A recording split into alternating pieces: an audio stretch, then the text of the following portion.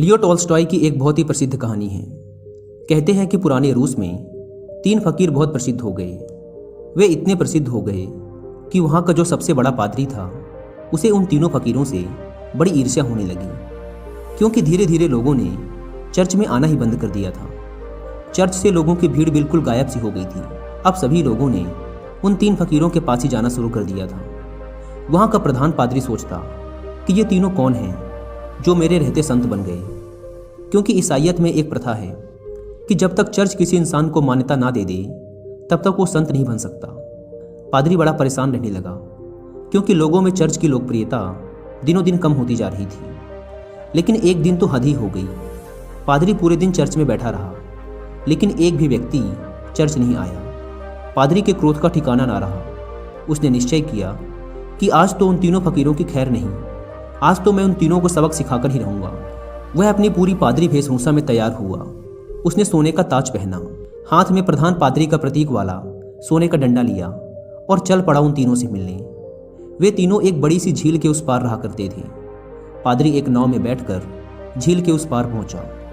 थोड़ा आगे चलने पर उसे एक बड़े से पेड़ के नीचे 3 सीधे साधे से इंसान बैठे हुए दिखाई दिए। वे तीनों पलथी मारकर चुपचाप उस पेड़ के नीचे बैठे हुए थे। पादरी ने उनके पास जाकर कहा, क्या तुम तीनों ही वो प्रसिद्ध संत हो जिनके कारण लोगों ने मेरे चर्च में आना बंद कर दिया है? उन तीनों ने कहा, संत?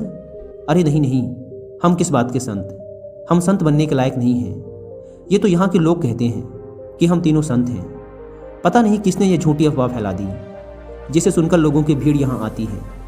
हम तो रोज ही इन्हें मना करते हैं कि यहाँ मत आया करो, लेकिन हम जितना मना करते हैं भीड़ उतनी ही बढ़ती जा रही है। हम इस भीड़ से परेशान हो चुके हैं। ये भीड़ भाड़ हमें रुचती नहीं। हम तो एकांत में ही रहना चाहते हैं। अच्छा हुआ आप आ गए। अब आप ही बचाइए हमें इस भीड़ से। यह सुन वह पादरी तो खुशी से फूला न समाया।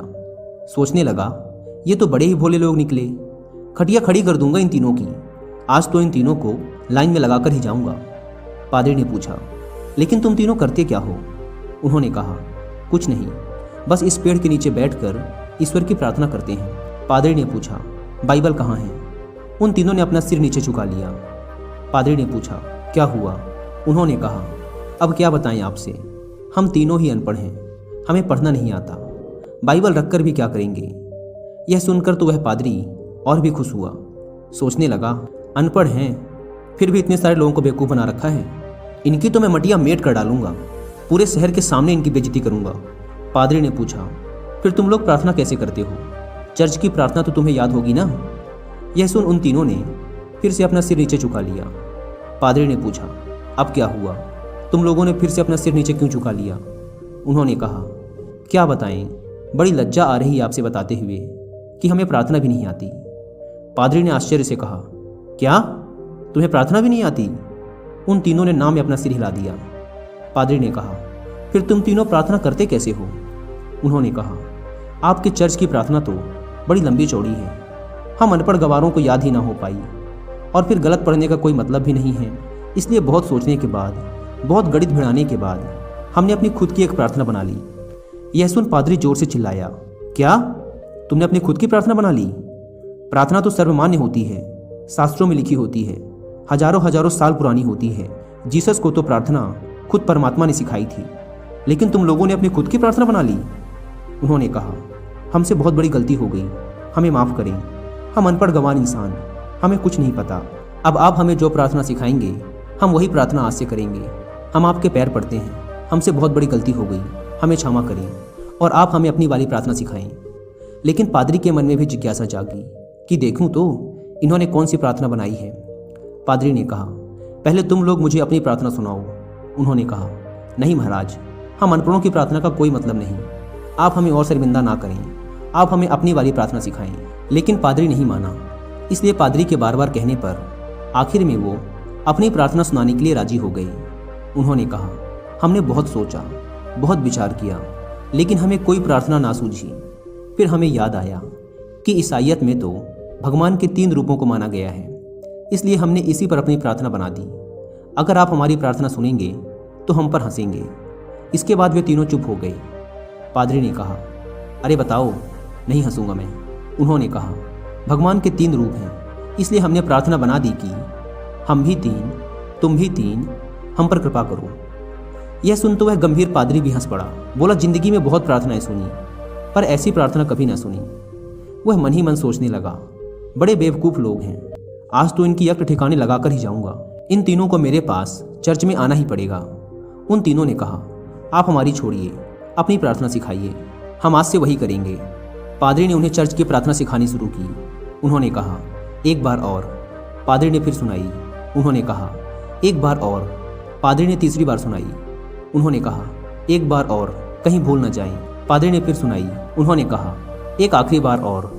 पादरी ने कहा, घबराओ मत, कभी कभी चर्च भी आया करो, धीरे धीरे तुम लोगों की भी जिंदगी सुधरने लगेगी, और अगर रोज आओगे तो यह प्रार्थना भी सीख जाओगे। उन्होंने कहा, जी, जैसी आपकी आज्ञा। पादरी बड़ा खुश हुआ। उसने कहा, तुम लोग डरना मत, चर्च आओ, मैं तुम्हें माफ़ कर दूंगा और लोगों से भी माफ़ करवा दूंगा। उन्होंने कहा, आपका बहुत बहुत धन्यवाद, आप बड़े महान इंसान हैं। पादरी ने सोचा, चलो एक झंझट छूटी, इन मूर्खों को तो लाइन पे ले आया।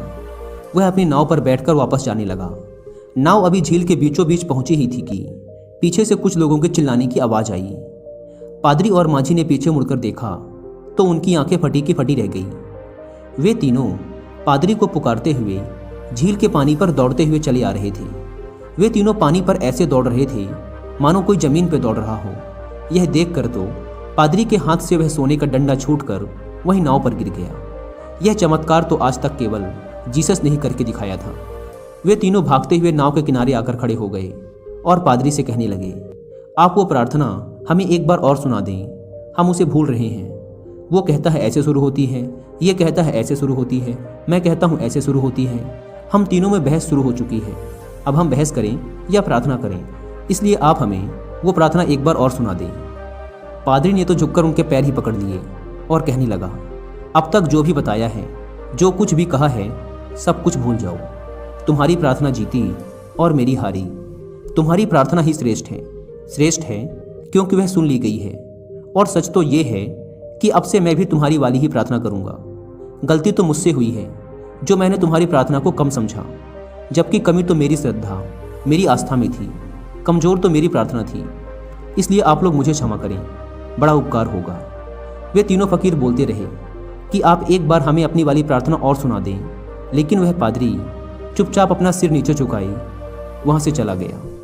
दोस्तों, अगर आप लियो टॉल्स्टॉय द्वारा लिखी और भी ऐसी कहानियाँ सुनना चाहते हैं तो आप इन्हें सुन सकते हैं कुक्कू एफएम ऐप पर।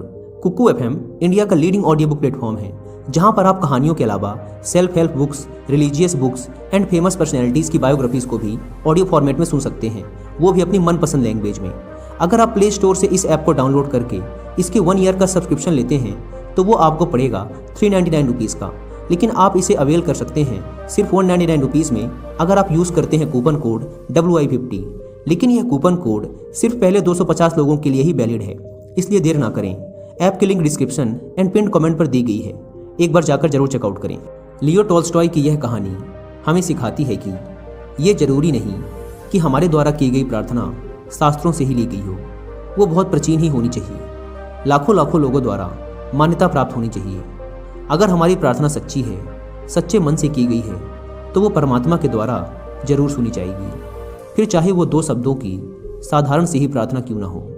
उन 3 साधुओं की कहानी से सीखने को तो हमें यही मिलता है कि हम चाहे कुछ भी करें, लेकिन उसे दिखावे के उद्देश्य से ना करें। हम जब भी किसी काम को करें तो हमारी पूरी आत्मा उस काम में उतर जानी चाहिए, उस काम के प्रति हमारा पूरा समर्पण होना चाहिए।